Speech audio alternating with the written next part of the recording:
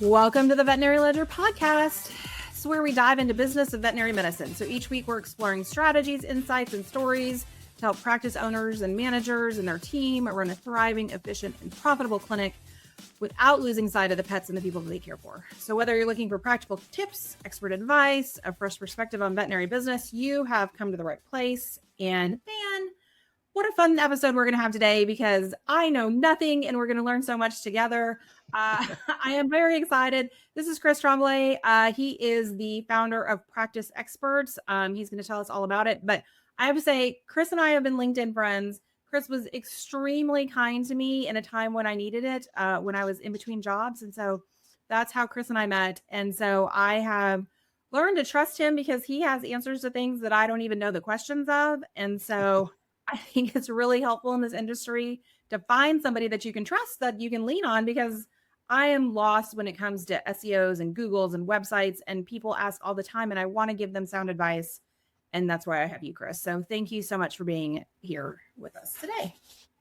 Awesome. So happy to be here. Look forward to it. And I love that you talked about how we met, because we have been LinkedIn friends for a long time. It seems like a long time. When I first got into vet med, you were one of the first people I connected with on LinkedIn. And then we finally met at BMX. So I was super excited. We were walking past each other in the aisle. I was like, hey, it was so great. I love it. Well, you're from Canada, so the chances of us just bumping into each other is a little bit slimmer. So I think we should change that, because I'd like to spend more time in Texas where it's warmer as we're coming out of winter here. It's already in the 90s and no one wants to be here. I was like, everything's covered in pollen and it's 90 degrees. So there's mosquitoes. I don't recommend it. But you have been so helpful to me when I need to phone a friend and say like, oh my gosh, what do I tell this person? So tell me, you haven't always been into vet med, right? This is newer to you? So just my high level overview. So I come out of manufacturing industry.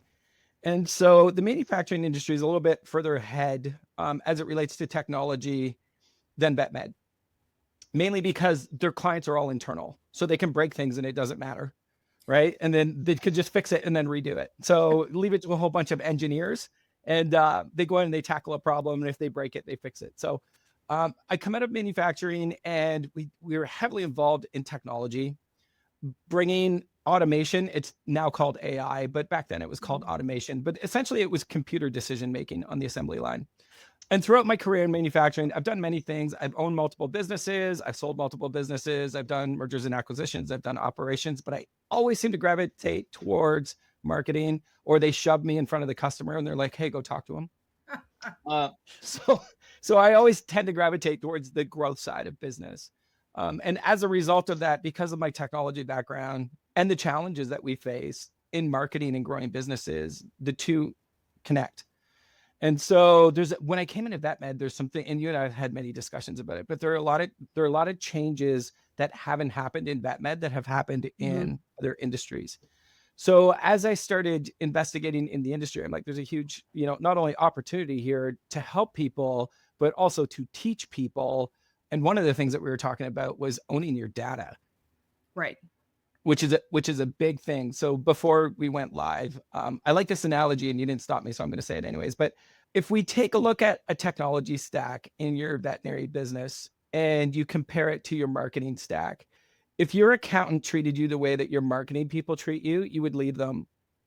Like, honestly, you would, with the closed systems and the hiding of data and the inability to access your accounts. So Megan and I right now are working with a client who we won't mention names, but essentially she's trapped. The marketing company have said, look, we own your website. We own all of your ads dashboard for Google pay-per-click. We own all of your SEO information. We know who's coming and leaving your website. We know when they're doing it. And if you want to leave, you're going to have to pay us a whole bunch of money, or you don't get to have the information. And even if you do leave, we're still not going to give you the information because it's in all of our names. And so that's like starting over from scratch, right? Like you have to rebuild your website and then gain your follower. Like all of that is from ground zero. Right. Exactly. And so there's ways to mitigate the risk. There's ways to work with your current partners to do that. And it's not always easy to facilitate. Some of them don't want you to go. And so I found the reaction kind of interesting with this client, because they were expecting a very long service agreement. because that's typically what happens. They're like, hey, we're going to hide a whole bunch of stuff in your service agreement. Like, have you seen the Apple service agreement? It's like 37 pages or something. No one reads it. Yeah. So we operate under the premise that it's your data. You should own it. And if you're not happy, you're welcome to leave. We'll help you do it. Like, we want you to be happy. We want you to be successful. If things aren't working out, well, it doesn't have to be contentious. Go find someone who can help you. We're okay with that. What is the marketing? If the marketing company holds onto the data, what does that do for them besides like golden handcuffs? Like what is that? So essentially it's the golden handcuffs, right? So the exact situation that the client that we had mentioned is facing, they can't leave. They just, until they can find someone who has the knowledge, which is going to cost money typically. We do it for free just because we gain the business. But typically, if you're going to go and hire an IT consultant for $250, $300 an hour, I mean, they'd spend months trying to get this set up and pull the information out. And so at that point in time, it's just like, in most cases, it's a practice manager or an owner, and they're like, we're trying to run a business, and this is consuming so much time, we're just not going to leave. So you just stick with the path, lead the resistance. Right. Just because of lack of resources. Okay. So is that the biggest issue facing vet med marketing today, is that they don't know what they're signing? They don't know what they're getting involved in. They don't know what they're signing up for. So I think that's part of it. The other side of it too is signing up for tools that they don't necessarily need. So there's a lot of great snazzy sales pitches out there, and especially with the incoming access to AI. I'm not saying the tools aren't good, but the question is, are they necessary? And so Adam Wysocki, who does Veterinary Software Hub. So we had a long chat at BMX, and it's interesting just because the tool might be good. Is it necessary? And so Adam comes in as a third party and basically says, look, we'll help you review this, again, because the veterinarian and the practice managers or the support staff either don't have the knowledge or don't have the time. Right. And so it's a recipe for, very high expenses that are unnecessary, and the tools might get used. They might not get used. Are you talking about website or like a third party? So it could be, whether it's practice management software, it could be your PIMS, it could be your website. I'll give you an example of a website. So there's, I was dealing with another customer, and a competitor said they'll build the website for free, but they've got to sign a 2-year agreement. And then after the 2-year agreement, they still own the website. So it's great that you're getting a website and it sounds like it's free, but it's really not free. It's 24 months of payments, and then you don't get to leave us. If you do, there's going to be an exit clause where you got to pay us.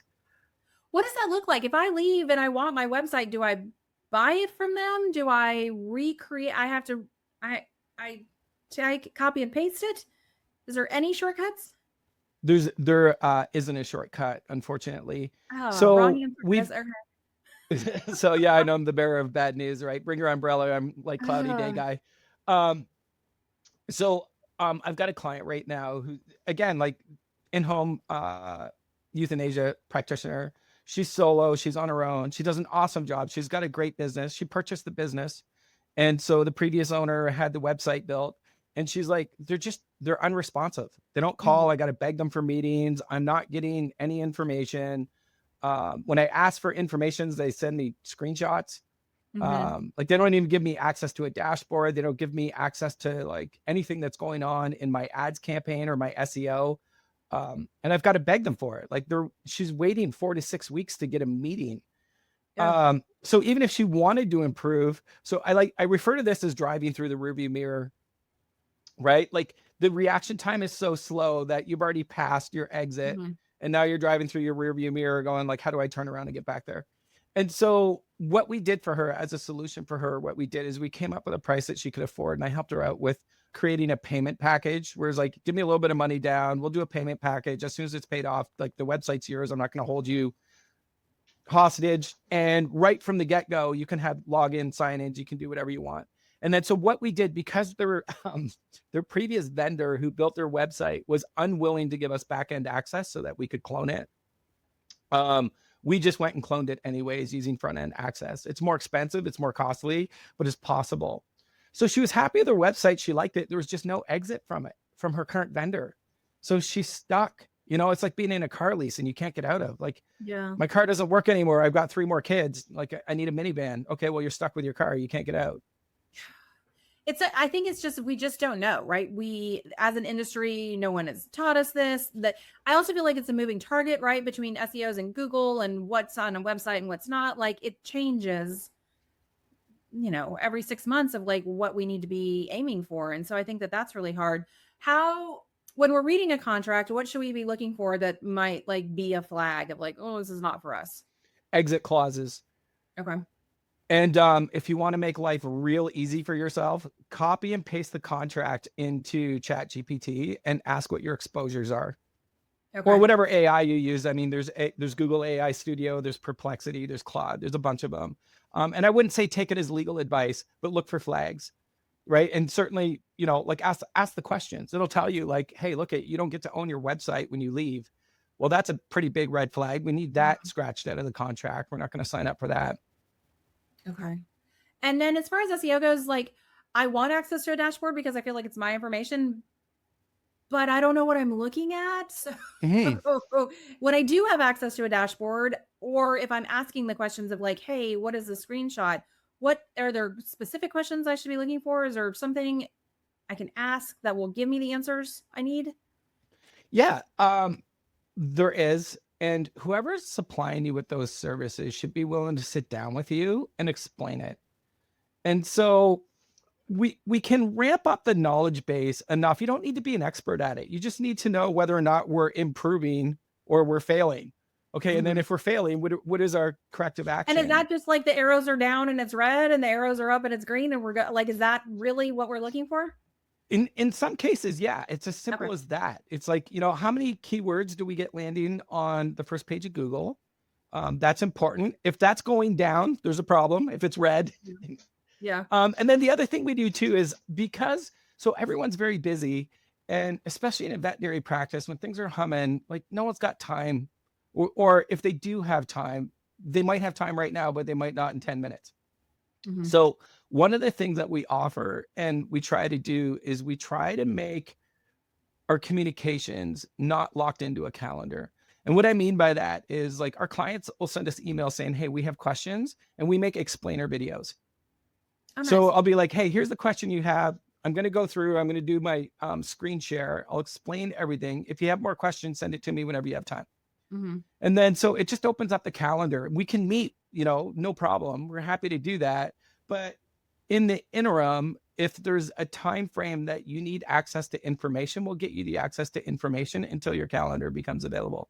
No, that's smart, right? Because I can't, I've got appointments all day. I don't have time. Yeah. Like that. Okay.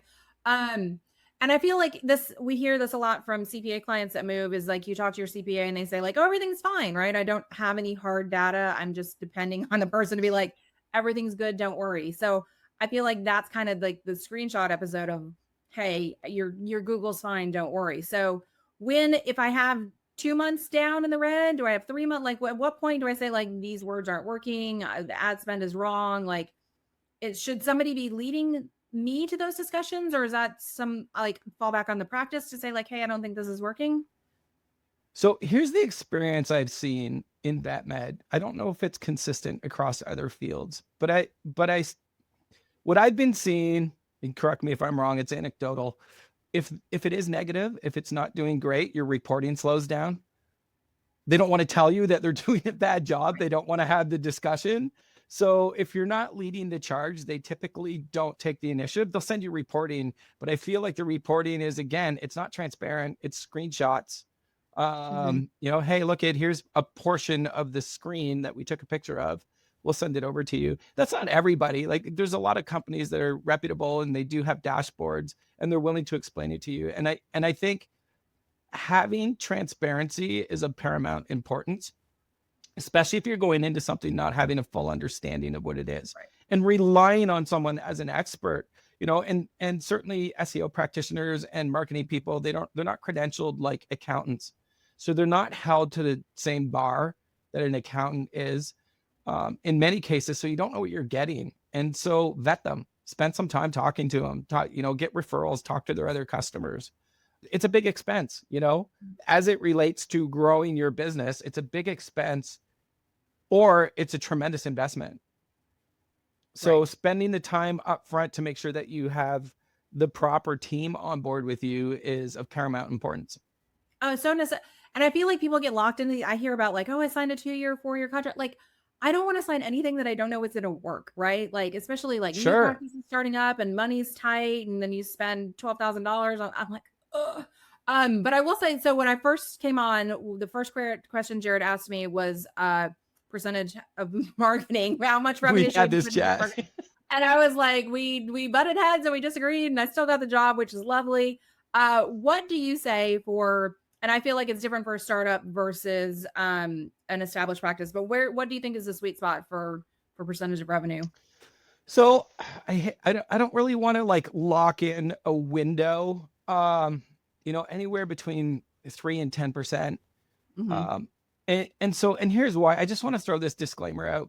It's so hard to nail down, and here are the main factors. Competition is a huge factor. Right. Like if you're in downtown New York City, 10% might not cut it for you if you're a startup. You might need to plan Mm-hmm. 12 or 13%. It depends just how big of a stronghold your competitors have in your neighborhood, but also it depends their budget. A lot of Right. times, like the lion of the jungle is really, really hard to tame. And so what we do is we get creative. Instead of trying to tackle them straight on, we go around them and we find opportunities that they're missing. So one of the good things about, trying to tackle the lion in the jungle is that oftentimes they're comfortable. So Sure. there are opportunities that they're missing. Like, this has been working for 3 years. We're not going to change it. We just keep every month the same thing happens. And Mm-hmm. then so we can get creative, and there's a lot of AI tools available now, a lot of research and analytics tools that are available where we can find opportunities. And as it relates, it's interesting that so when we talk about budget, I've got to be careful because I don't want to alienate anyone when I say this. But the variant aspects of the budget, there are certain, like an individual practice, or like a single practice that doesn't have multiple locations. They're an independent. This comes to me a lot. This question is, how do we compete with the corporates? And Mm-hmm. so this is a little nugget I'm going to share. I share it with everyone because I think it's just tremendous information and people should have access to it. Competing with a corporate that has a budget that spans across the United States of America is very wide and shallow marketing. Right. Right. So like their budget might be $40,000 a month, right, for ads, but it's to cover 50 states. It's a large budget, but it's very shallow. They can only cover so many things, and it's their core competencies. So my advice to those people, the independents that are out there who are trying to compete with that, is target in on your local area. So if you're in San Antonio, if you're in Houston, wherever it may be, Knoxville, Tennessee, just pick your town and find the keywords that are open where you can tackle and just focus on those and make your keywords. So I refer to them as $100 bills from Beverly Hills. So, and I'll break that down. I'll break it down for you. So everyone knows where Beverly Hills is, right? It's area Yep. code 90210. There's a lot of wealth there. There's a lot of money. And typically around every neighborhood in a large city, there's a Beverly Hills or something like it, where there's, you want to target those people because they pay their bills and you don't have to chase them for money. It's not nice to say everyone should have access to care. However, putting my bean counter hat on, we want to make sure that the practice manager isn't chasing for funds all the time. So we seek for clients that are from Beverly Hills. We target them. The other ones will come because they need veterinary care too. But we target the Beverly Hills, and then we seek out $100 bills. So $100 bills from Beverly Hills. And the $100 bill is this. The $100 bill is the service that you can offer that provides you with the most profit with the least amount of effort. That's a $100 bill. So no one needs to be advertising toenail clippings for 200-pound aggressive dogs that require 8 people to clip toenails because no one's going to be profitable with that. Right. But if you've got the ability to do surgery, if you got the ability to do mass removal or dental, and it's a sweet spot for you and you can make higher profits on it, then use those $100 bills, target the $100 bills from Beverly Hills, and look for profit optimized opportunities to bring people in. So that changes the percentage of the marketing budget that you need, right? Because if you're doing it right, you can spend less. Right. So Yeah. essentially you need less staff, right? Because you're using you're focusing on specialty repetitive procedures. So in essence, like it's not always the same, but essentially you should be not needing as much staff because your staff's getting a whole bunch of experience at one specialized thing. So they should become good at it. They should become really good at it. And so the other services will come in, no problem. Like they'll still keep showing up. Those customers will come in, whatever your $100 bill is, they'll continue to come in for other items and other services and their routine checkups. But essentially the focus is like, let's get more people in. Let's attract the customers who require $100 bills, whatever that may be for each practice. And we can work through it. Essentially like working with Granite Peak, you know what your customers are good at. Right. You can find their sweet spot, right? And so when we find out what that sweet spot is and we start marketing and targeting it, it changes how much money you need to spend on advertising, because now you're not going wide and shallow, you're going narrow and deep. Like I'm going after spays and neuters. I'm going after mass removals. I'm going after emergency dental surgery. And in some cases, I've seen this with a few practices. In some cases, depending on what that surgery is, they could do 1 or 2 of those a week and make more profit than they could with 15 or 20 other services. Right.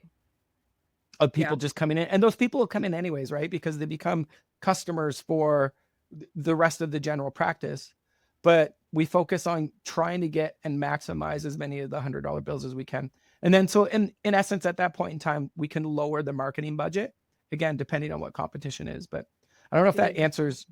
No, that's good. That's because you're so honed in. I've recommended to people to go on other people's reviews and see what they're doing poorly and then advertise that we do it well. I don't know. Yeah, that's my hot take. No, it's so true. So again, so a little bit of guerrilla marketing. And so we do that when we do competition analysis for a client. So before we onboard a client and we're having discussions, we do analysis of their market. It's high level, but it's enough for us to get a feel where we can speak from a knowledgeable perspective and just say, look, this is what your competition's like. We think this is where your budget should be. That we can find out how much they're spending roughly. It's not 100%, but it's close. And then once we onboard them as a customer, we do a deep dive, and that's some of the stuff we do. We'll go check reviews. We'll go check complaints. We'll see like what they're advertising for. What are their $100 bills? Where are they going after? Is there a gap in the market that's not being serviced? And then we can target, as I mentioned before, instead of targeting it straight on, we'll just go around. Like there's no sense if someone's doing a good job in the marketplace, it's giving people access to service, let them have it. That's fine. Instead of fighting over it, just go find the other opportunity, the other $100 bill. Eventually you may be able to tackle that one, but for now, to start off, like get your foothold in the market and then keep growing from there. Find it and advertise it. What do you think about, do you recommend being like the sponsored, top 2 on the Google search? Is that worth money? So it is. So those are paid ads essentially.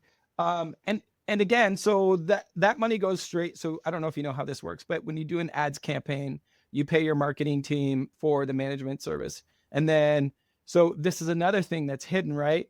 And I'll explain this a little bit. So you pay your marketing team for the service or the management fee of it. And then you pay Google directly for the ads. So there's 2 invoices. Well, they come off your credit card, but, so here's one of the things that we've seen that I think is super shady, but it happens regularly, is that the credit card is coming off of the marketing provider's payment. So you as a practice owner or a practice manager are operating, again, like you're driving through your rearview mirror. At the end of the month, you're seeing how much your marketing team's spending on Google ads. You don't even know. They're like, oh, hey, here's your bill from last month. And they decided to up it an extra 3, 4, 5%, which could be $1,000, $2,000, $3,000 that you weren't planning on. And they're like, oh, this is what we needed to stay competitive.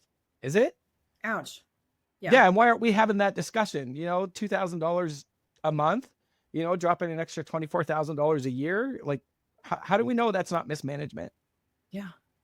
And so, okay, so how do we know? So if we get these snapshots of the dashboard, or if we have access to a dashboard, what are like the top 3 things that we should be looking at to feel safe, feel like we're successful? For Google ads or for SEO or for all of it? Yes. this is a Because whole other discussion. there's a difference between all of those things. There are. So one of the main key factors to being found, I'll back up a little bit. So Google is the King Kong of search, right? So more than 80% if you include YouTube, more than 80% of the search. Now this was before AI came into play. But essentially between Google search, Google images, YouTube, Google was like 79.something%. It was big. So everyone optimizes for Google. It's kind of crazy. There's a huge opportunity with Bing, which is Microsoft's, because not a lot of people optimize for it. It's crazy, right? Yeah. But here, listen to this. If 8% of searches come through Bing, and you're in Houston, right? And so if there's 10,000 people searching a day in Houston, and 10 of those people come, it's crazy, right? There's less competition. Math. So, but people don't think about it. But if you optimize for Google, you're essentially optimizing for Bing as well. Like you're using industry best practices. So once you get optimized, the key factor is you want to be found, right? So if you're whatever your $100 bills are, and that's how it's easy for our clients to know whether or not we're doing a good job is once we identify what the $100 bills are and the keywords. If you go into Google and Google kind of messes with your searches if you're logged into your Gmail account. But if you go through an incognito window or a private window and you search for that $100 bill and you're not showing up, it's time to start asking questions. Okay. Right. So essentially you want to be found, and the sponsored search result at the top that you had mentioned, those are done through Google Ads. So you should be showing up, and you should be showing up at the time of day that people are searching. Do consumers trust those? I never look at those because I figured those are paid. But consumers do? So so here's the interesting thing. They do, but not as much as they do regular ones. It's kind of interesting you pointed that out, because I'm the same way. I skip them because I know someone paid for them. So I'm like, you could be like the worst service provider in the world and you're on top. So I skip them. Right. But a lot of people click on them. Okay. So it's a generational thing. Honestly, if you look at it, there's like an age gap where like at a certain age, people look at them. They're like, oh, it's at the top of the Google. Okay. Yeah. So you and I are in like the younger group where we like skip them because we don't believe that. No one ever puts me in the younger group anymore. Thank you. Well, I'm right there with you. You and I are in the younger group together. Now I lost train of thought. So we want to so the main thing is getting found for your $100 bills, and essentially if you're having difficulties understanding whether or not that's happening, reach out to your service provider and be like, hey, this is my question. We talked about my keywords, my $100 bills, and I am not ranking for them in my area, in my Beverly Hills. How do we make that happen? Why isn't it happening? And if they send you some like sloppy screenshot that it's more like to pacify you, no, ask questions. And if they're not going to give you the answers, find someone who will. Easier said than done. I know. It's a terrible challenge, but it's unfortunate because people are capitalizing on it. They know you can't leave and they're trapping people so that they can't. But, if you're not happy with Facebook, you shut it off. Yeah. Right. But you can't do that with your marketing in some cases. Why not? Like I should be able. So if Europe did this with their access to data laws, if you leave like X or Twitter or something, you can request information for all of your data. And I don't know why that's not everywhere. And since it's not everywhere, my advice is ask for it up front instead of waiting until you're done. Yeah. Yeah. And so at what point does it become worth like breaking a contract? Like, how do you know that like I'm throwing good money after bad and I just got to get out? It's a bad relationship. It's not going anywhere. So there's a lot of reasons for that. Honestly, Megan, I think it's very similar to what your expectations are for your accountant. Like if you're not getting help, if your phone calls aren't getting answered, your emails aren't getting answered, if the information they're sending is just diluted or not on topic, at that particular point, it's just like, okay, do I trust this person anymore? And so I think everyone's got a fairly good feel for when they're being, taken advantage of or not being treated properly, or something's just not right in the relationship. Start asking questions and, reach out to your accountant and ask them, no, I'm serious. Like, hey, so how here, do we put this around. Wait, no, I'm like, go ask Chris. Don't ask me. Well, but here's why, because there's something, so I'm biased, right? I'm fully willing to admit that if you come ask me as an SEO guy, I'm going to be like, well, just come to me. And, we'll be as honest as we possibly can, but that doesn't mean that everyone will be out there. But you have an interesting perspective. Most veterinarians, the relationship with their accountant brings them access to data that they would otherwise not have. Mm-hmm. So however many veterinary practices you support and you manage, you can probably tell me better what the marketing budget should be. You could tell me who they're using as SEO and marketing providers. You could tell me if they're happy or if they're not. And you can do it all from third-party perspective without disclosing any information. And so if I reach out to you and say, hey, look, we're not happy with our person, and Megan says who you're using, you're like, well, I've got other people that have had similar complaints. What is it you're looking to do? And then at that point in time, you can offer like consulting from the perspective of like, let's help you get over this challenge. I feel like my dance card is going to be full now with marketing questions and SEO. But no, I do. I use you as a trusted resource. I think that there's lots of people being taken advantage of. There's lots of throwing good money after bad. And I just think, especially now, we've got to get clients in. We've got to get pure messaging out to them. And I think it's probably a good time to look and see where we're putting our money and how it's working for us. So I think that this is a timely topic that we probably shouldn't, just because we don't understand it doesn't mean we should sweep it under the rug, because that's not where we need to be right now. So right. I appreciate you so much. I do want to wrap up because we're mindful of time. Chris, where can people find you? They're going to have questions. I'm just going to send them to you. You can find me on LinkedIn. That's pretty easy. Or you can find me at practicexperts.com. Experts with no E. So practicexperts.com. Okay. Perfect. All right. Easy enough. Or call Megan. She knows how to hunt me down. It's true. I will give you the best answers that I can give you with the most honest take. But no, it is true. We do talk to people all the time. And so we do have a unique perspective of like what's working and what's not. So I think that this is where we need. And the other thing too, Megan, if you've got anyone who's having challenges and they don't know where to turn, like I'm happy to give opinions. Like we don't charge for that. Like if you're having a hard time and things are, let's just say they're not like fully transparent, and you're looking to see whether or not that's normal, like we're happy to either directly with the client or through you. If you want to just bounce off questions, let me know.